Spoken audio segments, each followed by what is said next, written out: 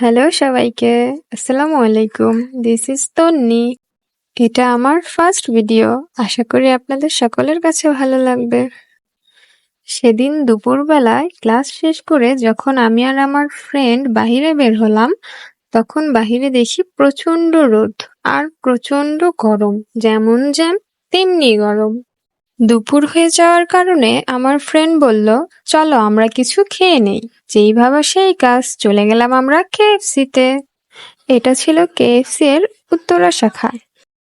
যেহেতু আমরা দুপুরবেলায় গিয়েছিলাম, তাই সেখানে ভালোই ভিড় ছিল।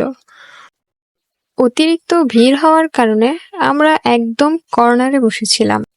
তারপর আমরা তাদের রাইস বক্সটা অর্ডার করি, যেটা মূলত একটা কম্বো ছিল। কেএফসি এর খাবার নিয়ে তো নতুন করে কিছুই বলার নেই। তারপর খাওয়া দাওয়া শেষ করে আমরা বের হয়ে গেলাম। কেএফসি এর এই শাখাটা মূলত ছিল উত্তরা ১৩ নং সেক্টরে। সবকিছু মিলে সময়টা ভালোই ছিল। আমরা কিছু পিকচারও তুলেছিলাম। আজকে এই পর্যন্তই। সবাই ভালো থাকবেন। আল্লাহ হাফেজ।